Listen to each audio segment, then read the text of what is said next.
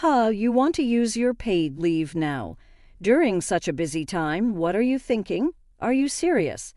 Yes, I'm serious. It's for my brother's wedding. Fine, you can take the day off.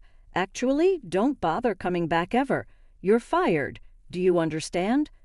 Those were the shocking words I received from Mary, the executive, when I requested a single day of paid leave after working at the company for over 10 years.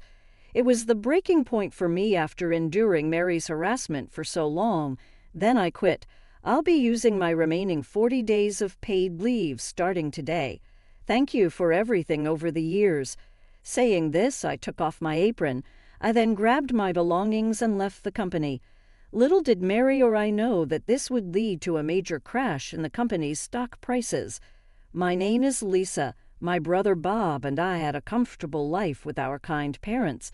Every summer we would go on a 2-day trip, and they often took us to famous amusement parks within the country. Our comfortable life changed drastically in the spring of my senior year of high school. My parents went to a nearby tourist spot for cherry blossom viewing. They often went out together, so my brother Bob and I easily saw them off. However, on their way back, they got involved in a multi-car accident. Their car was wrecked, and both of them passed away suddenly. Bob and I, who had been comfortably protected by our parents, were thrown into the rough seas of society. As the older sister, I had no time to mourn. I had to quickly shoulder the burdens of life. Bob was still in middle school. I had to be strong for both of us. Holding back my tears, I began to take care of all the household chores for the two of us. Fortunately, we had some savings and insurance money left by our parents, so we weren't immediately troubled by living expenses. However, Bob, unlike me, was a bright student who excelled in his studies. I wanted to give him the opportunity to go to college. I was speechless when I checked the college tuition fees.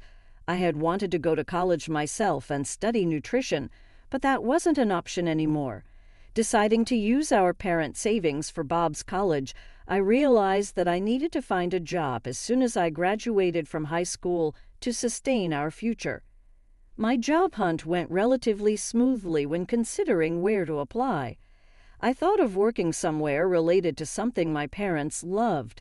That's when I found out about a confectionery shop called Johnson's, which made chestnut sweets, a favorite of my parents. The place was easily accessible from my house, so I set my sights on Johnson as my top choice and poured my heart into the resume. Before I knew it, I was advancing to an interview with the president and quickly received a job offer that day. Instead of the usual chestnut cake, I bought a special one to celebrate my new job with Bob. Bob was tearfully apologizing for making me give up on going to college because of him, but I kept telling him not to worry about it. He shouldn't worry about such things. I hugged him and repeatedly assured him it's okay. Besides, although giving up on college was disappointing, I was genuinely happy to work at the store my parents loved. I learned that Johnson's, a confectionery store, was unusually a publicly traded company and quite large. I felt a little pride in being able to work at the main store. Life as a working adult was busy but fulfilling. I'd work all day, come home, cook dinner, clean up, and sleep. In the morning, I'd do laundry and head to the shop. Since I had decided to use the money my parents left for Bob's tuition, I supported our living expenses with my salary alone. I would look for bargains in supermarket flyers to feed a hungry high school boy and myself while cutting down on food expenses. I wanted cute cosmetics now that I was working, but settled for cheaper ones from the supermarket. I kept telling myself to save until Bob graduated from college. He offered to help with household chores, but knowing he studied late into the night, I firmly refused. When I told him we can't afford a gap year, so you need to study hard now to make up for it, he understood and began to study even harder every day. His hard work paid off, and he got into a national university. We cried and celebrated together when he got into his first-choice university. Once in college, Bob started part-time work, bringing a bit of ease to our lives. When he bought me a dress with his first paycheck, I was so moved that I cried on the train home. Bob's college years flew by quickly. He secured a job as an executive assistant at a company under Smith Holdings, a major corporation, and decided to move out after graduating. It felt like a hole was left in my heart when Bob, whom I raised like a parent, moved out, especially in the early spring chill. However, I was relieved that I could support him through college despite our parents' absence. At the confectionery shop, where I have worked nonstop for 8 years, I have had many juniors and have become accustomed to the job. Now there is almost nothing I don't know about the shop, and I have become good friends with the craftsman, someone they can rely on. Yet, being family-owned, the company retained some old-fashioned, harsh work practices. I had to do chores like weeding for the president's family and run personal errands for Mary, the president's wife. Mary was quite a handful, always wanting to be the center of attention. I tried to stay under her radar with big round glasses and a simple hairstyle, but still often faced her harassment. Still, I never thought of quitting. I wasn't sure if I, a high school graduate, could find another job easily, and I needed to support Bob. Plus, my pride in working with the chestnut cakes my parents loved kept me from considering leaving. Years after Bob started working, I received a call from him sounding embarrassed. By all accounts, the proposal was a success. His fiancée is called Maria. She is the daughter of the president of the Smith Group where he works. Bob, working as an executive assistant, had become close with the president's family and quickly formed a bond with Maria. With the blessing of the president and CEO, he had proposed to Maria, and they were now set to marry. "Sis, don't cry. I'll make things easier for you now," Bob said, noticing my tears of joy. "Bob, congratulations," I said, truly overwhelmed with emotion. I couldn't find any other words and just kept repeating congratulations. The wedding was set to take place in 3 months. It coincided with the busy season at the store, but nothing was more important than my dear brother's wedding. Besides, I had hardly used any paid leave so far. If not now, when would I use it? After hanging up the phone, I headed straight to my closet. As expected, I didn't have a dress suitable for a wedding. It's a once-in-a-lifetime event for Bob, so I want to wear something really stylish. I'll go dress shopping on my next day off. I need to get a new small purse, too, I thought, unable to contain my excitement, as if it were my own big day. While my mind was filled with happiness about Bob's wedding, the company was facing tough times. Unable to bear Mary's bullying of the female employees, 2 junior colleagues had resigned. Additionally, a veteran male employee left to take over his family business. Leaving so suddenly shows a lack of responsibility, Mary complained, ignoring the fact that her harassment was the cause. "It's true. At a time when we don't have enough hands," the president agreed. Basically, President Johnson is a yes man to Mary, although it's pitiful that he can't stand up to his wife and follows her lead even at work. He's not reliable at all. Now, with people having left, the president and Mary didn't even think of hiring replacements, dumping the extra work on us and just grumbling, which was truly exhausting. Still, I worked desperately, covering for the juniors who left, and the wedding day approached before I knew it. I had planned to apply for a day off when Mary was in a good mood, but hadn't found the right time to mention the wedding. With only 2 weeks left, I had to apply today. "Mary, good evening." "Oh, Lisa, what do you need?" "My brother is getting married." "That's great, congratulations. And when are you getting married, Lisa?" "I was just here to apply for leave." Why did she need to ask about my marriage prospects? Annoyed but not showing it, I continued, "Someday I will. For now, I'd like to take a day off on the 25th, Sunday." "What? You want to take a day off during this busy period? Are you serious?" "I am. It's my brother's wedding." "Fine, take the day off. Actually, you don't need to come back ever. You're fired. Understand? Fired, after over 10 years of dedicated service, without hardly taking any leave and for my brother's wedding. Working tirelessly through this busy period, even covering for those who left. Something inside me snapped. Perhaps it was the last straw after enduring years of Mary's harassment. Then I'll resign. I'll use the remaining 40 days of my leave starting today. Thank you for everything over the years." As I spoke, I removed my bandana. Ignoring the stunned colleagues, Mary, and the speechless President Johnson, I grabbed my belongings from a locker and left the company without looking back. Despite being unfairly dismissed, I felt a strange sense of liberation once I stepped out of the company. Determined to sever all ties with the company, my first stop was a mobile phone store. I changed my number to ensure I wouldn't receive any calls from the company. Then, deciding to start anew, I chose to move out of my apartment since the company knew my address and I didn't want them tracking me down.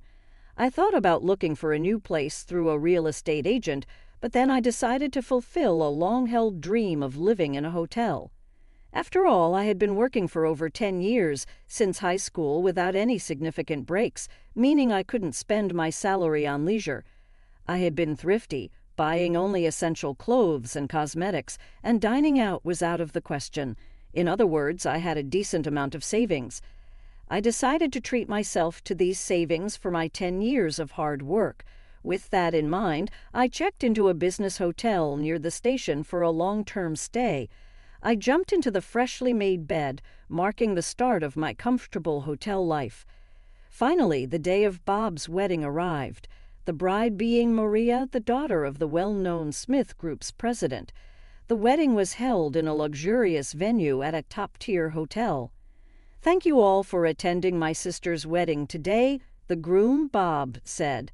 "He has been working as my assistant and is an exceptionally talented young man, truly my right hand. It's a great happiness for my sister to marry such a capable and sincere man. For us at Smith Group, it's also a great addition to have such a strong character join our family, promising future growth and stability for our group." Tears welled up in my eyes during the speech by Maria's brother, President Smith. My brother had become more admirable than I ever imagined. Who would have thought he'd earn enough trust to marry the sister of a president? According to what my brother told me, President Smith, the son of a chairman, is expected to be the next chairman of the group. Together with President Smith, my brother Bob is improving the performance of the company they're currently managing. I recall the sudden grief. I faced my senior year of high school.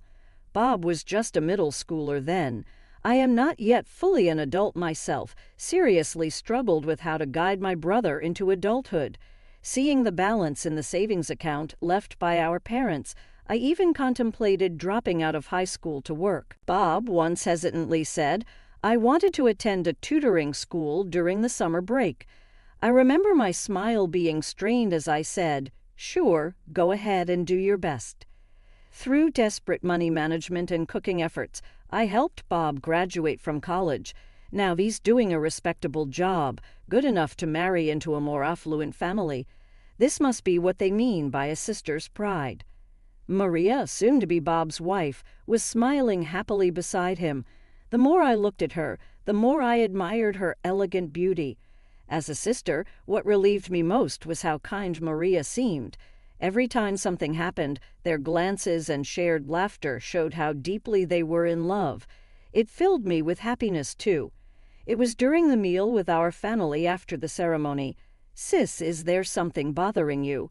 I had hesitated for just a moment, lost in thoughts about my job situation, and Bob, sharp as ever, whispered in my ear, "No, it's nothing serious." "It doesn't have to be serious. Just talk to me about it," Bob insisted. "It's not something to discuss on such a happy day. I'll tell you later, but now you've got me worried. Come here for a second."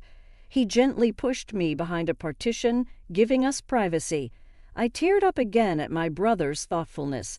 "Sis, is it about your job?" Something tough happened. Bob had hit the nail on the head. "Yes, about the job.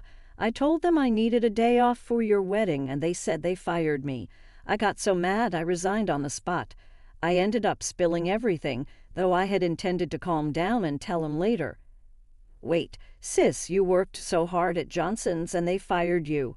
"Yes, remember I told you about that executive always giving me a hard time? She's in charge of attendance. When I asked her for a day off, she said if I'm taking time off during such a busy period, I'm fired. So I just said fine and left with my things." Bob was speechless. Didn't they call to apologize later? That was it. Yes, I just wanted to get away from the company, so I changed my cell phone number. I even moved out of my house since they knew my address. Now, I'm living a lavish hotel life with the money I saved. Bob didn't laugh at my attempt to lighten the mood. Maria, he peered from behind the partition, calling his bride. Maria, now in casual clothes instead of her wedding dress, looked even softer as she hurried over. Bob briefly explained my current situation to her. Maria then said, "Bob, we have a guest room in our house. Let's make your sister our first guest." I couldn't possibly. I don't want to be a burden on newlyweds. I'm actually enjoying my hotel life. Don't worry about me, I hurriedly refused. Maria insists, "Sis, really, come stay with us. Living in a hotel, you can't cook and your nutrition suffers. And sis, you must be anxious. Stay with us until you find your next job." That's right. Our father built us a house that's actually too big for just the two of us. It's perfect. Please stay with us until you feel settled, Lisa.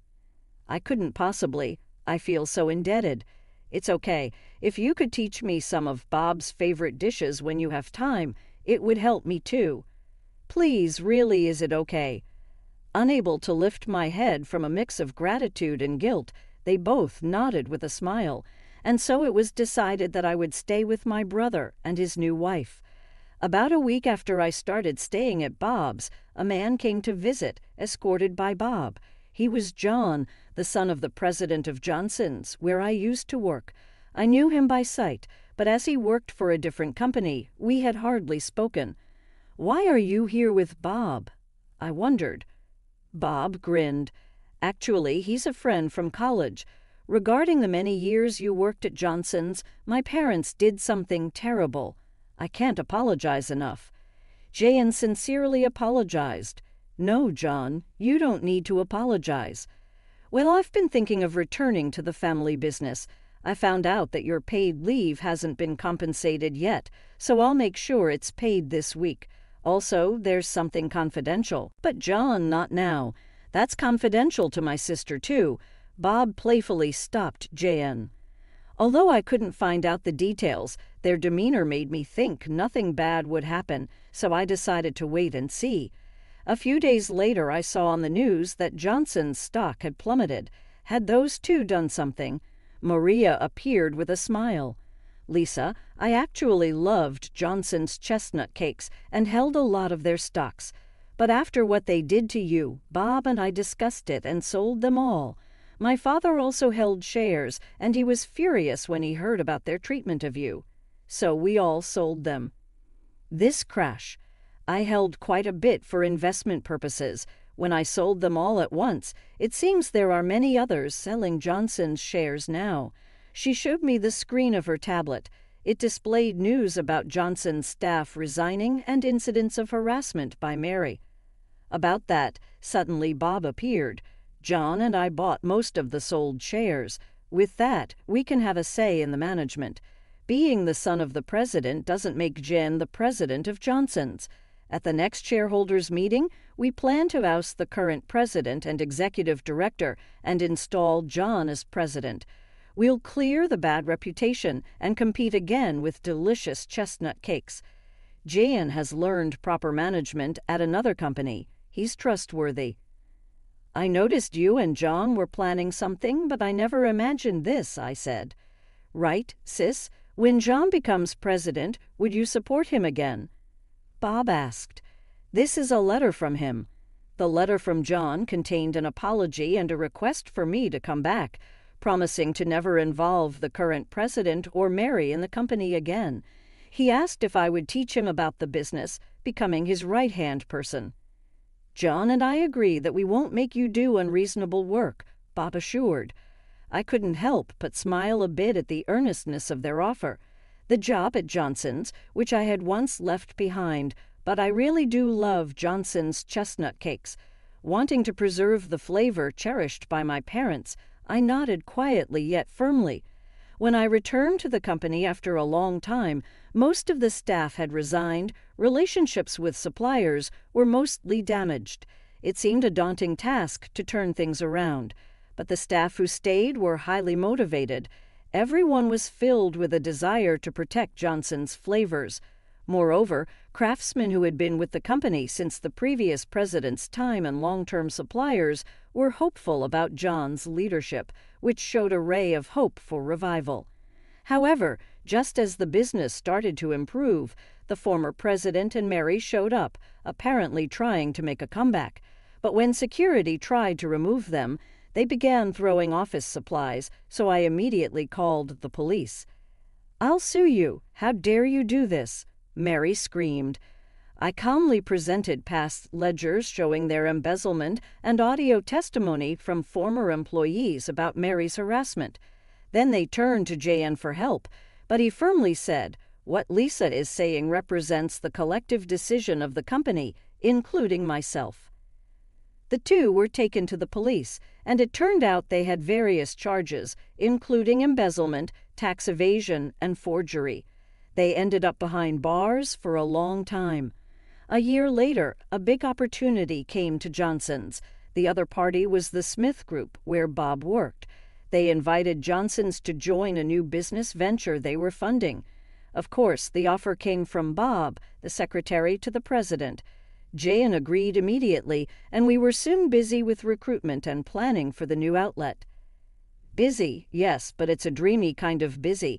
I reflect on this, riding the train for another site visit.